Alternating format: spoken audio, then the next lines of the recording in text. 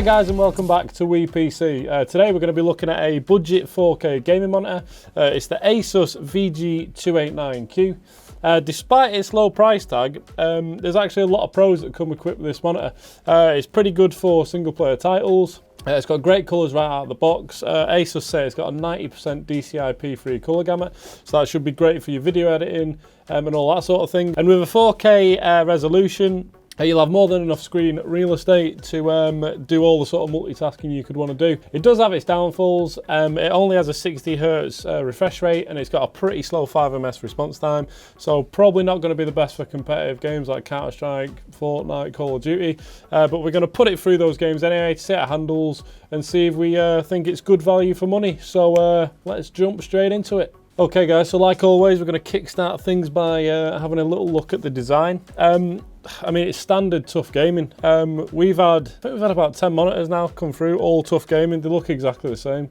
Everyone's pretty square, doesn't really offer that much as far as gaming is concerned. There is like a little sort of, how would you class this? Like a Neo-Aztec sort of design on the bottom here with like a red trim, which is quite nice. Does add a bit of gaming sort of aesthetics to this monitor. But apart from that, if that wasn't there and you remove the TUF Gaming, this would look like any sort of standard office monitor, which not a bad thing, but if you are looking to sort of spruce up your gaming rig, this probably isn't the monitor to do that just from an aesthetic sort of standpoint.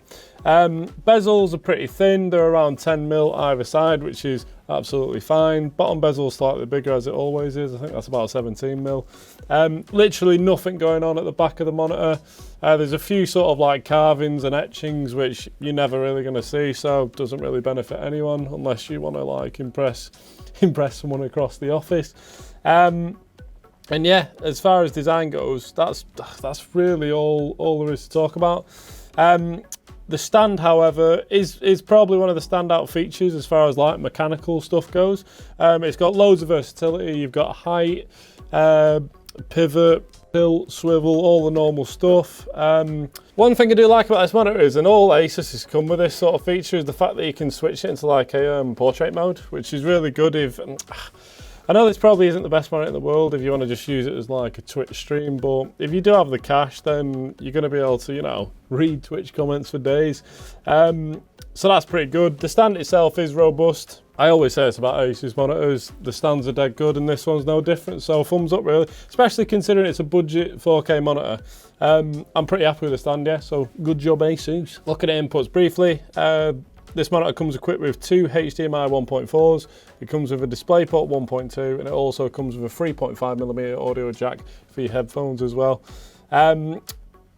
Whilst that's, you know, pretty good for most people, it is a little bit lacking, I feel. There's no USB ports, so if you are the sort of person that has like, I don't know, an RGB mouse pad, it's going to be a bit annoying because you're going to have to route it to your PC. However, if you don't really have any of those accessories, you're not really going to see the difference and the inputs are fine. So yeah, hit and miss, but for me, yeah, all right. Right, okay, so design out of the way. The first thing we're going to do with this monitor is we're going to try some gaming. We're going to run it through a number of different scenarios, so competitive FPS, we're going to do some sort of fast-paced driving games. We're also going to do some more immersive single-player titles, just to get a more overall feel of how this monitor performs and where its strengths are and where its weaknesses are. So let's do that and look at how it performs. Okay guys, so the first game we're going to run is Shadow of the Tomb. Nice single player title where you can really get immersed into the world. It's also going to be a good way to test out the 4K screen resolution. Obviously a title like this is going to benefit quite well from that. It also will have a little look at the colours and just overall how the gameplay feels. So okay, so right off the bat you'd have to say that as far as immersion is concerned, I mean, it's really nice.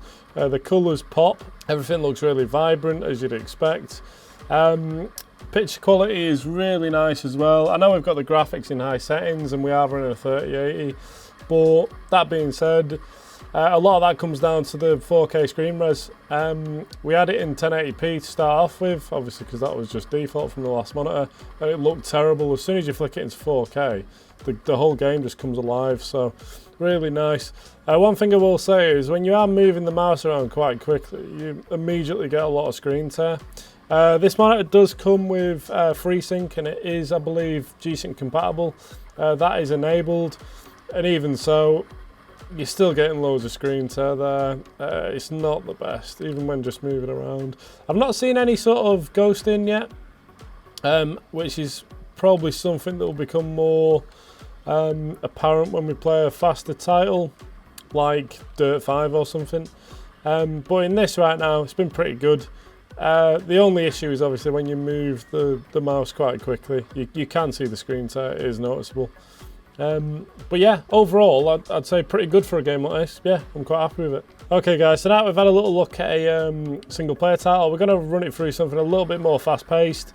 Put that refresh rate and response time really through its paces, just to see what sort of experience that you do get. So let's load up, I think we'll load up Dirt 5 now and just have a little look to see how that handles. Right guys, so as you can see, we've loaded up a bit of Dirt 5. I just wanted to try something that was a little bit more fast paced, but it wasn't as competitive as, say, I don't know, Counter-Strike or Call of Duty. And to be honest, it's really good fun. Whilst you do have the issues of screen tear and all that sort of thing, it's nowhere near as noticeable because you're not actually physically moving the mouse that much, so the sharp movements aren't, you know, overly sort of common. That being said, there is still a bit of screen tear there, but to be fair, it's still an enjoyable sort of immersive experience. I like it, and as you can see, as I rattle through the streets of Rio in first position, I mean, it's real good fun. So for people wondering, we are going to quickly go over the on-screen display, just go through some of the settings. Firstly, you've got all your presets, they're called game visuals on this particular monitor. Cycle through those, you've got your sRGB there, FPS, blah. You can pretty much just pick which one ever suits your needs the most. Obviously, I've calibrated the monitor now, so I'm going to use a user setting probably. No, let's keep it in FPS for now. Nice that. You've got a blue light filter here, which obviously filters out the blue light to lessen the strain in your eyes over long periods of gameplay, which is always useful if you ask me. What I will say is, some of the options in certain presets aren't available. So for example, saturation, that is not available when you've got it in FPS mode. If you were to flick that to user, say, that'll probably become available along with skin tone, so just be aware of that. That being said, in colour you can change brightness, contrast, saturation if you're in the correct profile, and colour temp as well. I've got it in user, as I just said, with our custom presets in there. As far as image quality goes, you do have sharpness, trace free, vivid pixel, that sort of thing. This is just like enhancements that if you feel the need to, you can add those to the experience. You've got your Freesync there, which we've got switched on. You've got a HDR there, but you do have to have that enabled in the windows for that to become available. And you also need to have the right preset on. And you've just got your shadow boost, which is just like a black equalizer from BenQ, just brings up the shadows really, so that if you're playing something more competitive that has some like quite dark areas, pop your shadow boost up a couple of levels and hello, you can see the enemy there. Pretty much it really. Inputs, you can just select your inputs there if you have a dual sort of devices attached to this monitor. You've also got all your system setups there, which is things like volume, eco mode, all the sort of standard stuff. You've got a key lock there as well if you want to use that. And then finally, you've got your favorites, which is just your presets, which you can save, add it to one of those, and then away you go. So as far as on-screen display is concerned, very good, yeah. Like always, they've used the joystick, which I'm a huge fan of. BenQ's like playing a piano because there's about 48 buttons under there just to get, you know, change your preset. Not a big fan of that, but Asus seem to get it right and continue to do so. We're now going to put the panel through some colour accuracy and panel uniformity tests. This tests how accurate the colours are, and it also checks how uniform the panel actually is. So that's in terms of colour and luminance. Because Asus are classing this monitor as offering 90% of the DCI-P3 colour gamut, we'll also be doing a colour gamut reading at the end as well, just to see if that marries up with Asus is saying. It's always good to see how trustworthy your brand is. So we're going to run all those and see what the results show. For the purposes of this video, I'm only probably going to do 2. And then I'm going to do a calibrated mode after that. If you want to see a more in-depth review of all the presets, you can jump on over to the WePC review on the website. That's a much more comprehensive look at some of the settings that are available with this monitor. That being said, we have ran this through an initial test on out of the box, which is basically user. It's not set to any sort of calibration, it's just in user profile, so you can alter it if you want. And I was pretty surprised really. We'll just run through the results. So Straight away, the white point is 6600 kelvins, which is pretty much perfect. Black depth is 0.1, which again, not amazing, but I mean, more than enough for a panel of this sort of standard. Contrast ratio is actually above what Asus is saying it is. It's 1100 to 1 instead of 1000 to 1, so that's always a plus. More importantly though, whenever I'm doing these tests, you want to be looking at the average delta and the maximum delta, because they're really the ones that count. And to my surprise, the average delta for out-of-the-box settings, nothing changed, was 1.88. Now, to put that in sort of perspective, the human eye can only really start to see a difference between two colours when you get to, on this specific scale, when you get to around 2.5 to 3. So when you get 2.5, 2.75, moving up to 3, you can physically start to see the difference in colours. However, anything under 2 is great, especially if you're only going to be doing editing within the sRGB colour spectrum. This is going to be a great little panel right out of the box for doing that to a good, accurate standard.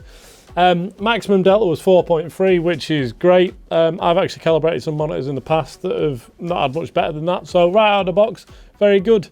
That being said, we're going to now do, I believe, I'm going to do FPS I think next, just because I think that's most people's natural second choice, apart from obviously sRGB. So we're going to run FPS, see what that has to offer, a bit more of a gaming look. So let's do that. Okay, so we've just finished doing the FPS color accuracy test, and as expected, we did see a bit of a dip there, to be honest. Not huge, but there was a dip. White point 6655 kelvins, which again, acceptable, not bad. Black depth was 0.18, which, you know, is not as dark as the 0.1 that we received in user settings. Contrast ratio for that reason has taken a hit. It's now 660, which to be fair is quite alarming, especially when the monitor is rated at 1000 to 1. That's almost half what you should be getting there. And the theme sort of continues as we go to average delta and maximum delta. Average delta is 2.66, so there is a number of different colours there where you are going to be able to see the difference. And the maximum delta is actually 10, which is, to be honest, pretty dreadful. But these game presets are tailored towards certain colours, certain vibrancy. So, I mean, that's come to be expected. It's not like the sRGB preset, which is tailored for that specific colour gamut. So, whilst these are not the best in the world, you wouldn't use the FPS preset to do color accuracy editing, so I wouldn't worry about that too much. That being said, we're now going to do a quick calibration, which requires me to, first I'm going to look over, first we're going to pop it into user settings so that we can edit the RGB figures for this monitor. We're going to find out which ones are most accurate, set it to that, and then we're going to calibrate it using the display calorimeter here. So that being said, let's do that. Run it through a more in-depth colour test and see what the results say. Right, okay, so we've set the monitor into user mode so that we can change the RGB profile. Colour temperature, user mode again, and we have just basically set it to red is 100, green is now 95, because it was a bit high according to old colorimeter, and the blue's 100. So there wasn't massive changes needed to be made. But yeah, we've set those to those figures because that's what's classed as most true by our little instrument here. We're now going to run an in-depth test and actually calibrate the monitor and see how true we can get the colours to be. So let's do that and see what the results show. Okay, so we've done a much longer, more in-depth colour accuracy test and calibrated the monitor to see how accurate we can actually get the colours to be using our display cal. And yeah, huge improvements as you would expect. First of all, white point is now pretty much perfect. It's sitting just over 6500 kelvins, exactly where you want it. Black point is 0.11 candelas, which is very good. Contrast ratio is back up to over 1000 to 1, which is again very good. But most impressively for me is the average delta and the maximum delta. Average delta across all the colours tested, which I think is about 255 different shades, was 0.19, which is extremely accurate, very good, especially for the sRGB colour spectrum. And the maximum delta was only 0.73. It actually shows you a tile there of the difference, and you physically can't see any difference. So if you want to use this monitor for colour accuracy sort of editing and any sort of content creation that uses that colour spectrum, this would be a fantastic choice for those sort of individuals. Okay, so as part of the calibration process, the colorimeter does come back with some color gamut readings. It tells you how much coverage and how much volume of each of the color gamuts this monitor actually displays.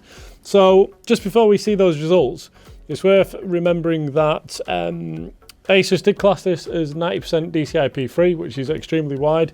You'd find those figures when you buy a video editing monitor or something that's extremely accurate and needs that wider color gamut. So for it to be on a budget 4K game monitor, that's quite surprising really. And if the claims are true, it'll be one of the big pluses that comes with this monitor. That being said, let's have a little look and see what the results were. Okay, so after the calibration mode is finished, it came back with the results and I was pretty surprised. sRGB was 128.5% gamut volume, which is pretty good. That covers 99.7% of that color spectrum. Adobe RGB was 88.5% gamut volume and an 82.8% coverage. And DCI-P3, the one that we're really concentrating on, was 91% volume and 87.4% coverage. So that is pretty much exactly what Asus says it would be, which for me is a huge plus for this monitor. Not only are you going to get a great experience using the sRGB colour spectrum, but if you are the sort of person that likes to use sort of wider colour gamuts for more realistic video editing and picture editing, you do have that option there because you've got a lot of coverage as far as the DCI-P3 colour spectrum and ARGB are concerned. So really impressed as far as colours go. Very good monitor. Last test we're going to run is a panel uniformity test. That is where we split the screen up into a 5x5 grid. We take the center square as a reference and then we move the colorimeter around and it tells us how uniform the panel is. Usually in modern panels you do see a bit of variance in the corners. That's just where the backlight gets a little bit less potent, shall we say. So it'll be interesting to see where this one sits. We're going to start our test now and we'll be back in a minute with the results. Okay, so we've got the panel uniformity results back and yeah, really very good. Basically you can look into each segment in more detail, but for me, if it's green, it's good. You set these in the software itself, but if it's green, it's good. Amber, average. Red, bad, obviously. Most of the panel is green, which is a very positive sign. There is some faltering around the edges, which is, as I said before, to be expected. You got like a 7 or 8% deviation in the top here as far as brightness is concerned. There's also a bit more deviation here. There is 12% there and there's 5% there. But overall, you've got to class this as a win for this monitor. Most of it is green. You can't see this with a naked eye when it's only 5 to 10%. If it said 40%, you'd probably be able to see the difference, but 5 to 10% is absolutely fine. There's no red, which you seldom see these days. Usually you always see sort of 1 or 2, but for me, overall, very accurate monitor as far as both colours and uniformity is concerned, and it offers a very nice viewing experience when you're both gaming and just generally watching entertainment. So, good monitor, Asus. The only thing really left to answer is whether I class this monitor as good value for money. Right now, it's sitting between £350 and £400, which, I mean, for a 4K gaming monitor, you'd have to say is very good value for money. I know we did have the issues playing more competitive titles like Counter-Strike and COD, where 60 FPS just isn't. Being as blunt as possible, it's a pretty rubbish experience, especially if you've used 144Hz in the past. Regardless of what FPS your PC's outputting, if your monitor is only doing 60Hz, you're not going to get that smooth gaming experience that you'd want in a game like Counter-Strike or Call of Duty or any sort of fast-paced title. So for that, yeah, I'd definitely be looking to steer away from 4K. I mean, to be honest, you wouldn't use 4K resolution anyway when you're playing a game like that. You'd be looking for 1080p or 1440p max. So I mean, it's not really tailored towards that sort of thing. It's more tailored towards single-player titles, sort of last-gen consoles that only really push 60 frames per second. As you saw in the gaming section, when we did play games like that, really nice gaming experience. Shadow of the Tomb was especially good. Red Dead Redemption 2, really nice immersive gaming experience. So for that, if that's what you're looking for, if you're the sort of hobbyist that just likes to play the occasional game, you're not looking for, it's more entertainment over like taking your game to the next level, this monitor is going to be great. You're really going to struggle to find a 4K monitor at this price range that offers, you know, more than what this does. To be fair, I had a good experience when I was using it, felt fully immersed, and overall I was pretty happy with it, to be honest. So for me, yeah, if you're looking for something that's single player oriented and you're looking for a 4K monitor on a budget, this really should be high on your list of considerations. That being said, guys, thanks for tuning in. Remember to click the old like button underneath if you like the video. If you want to see more stuff like this, remember to click the old subscribe. You can also hit some notification bell thing that does something. I think it gives you a notification, would make sense. And there's more videos like this over here. I think there's more monitor reviews coming. See you after Christmas, take care.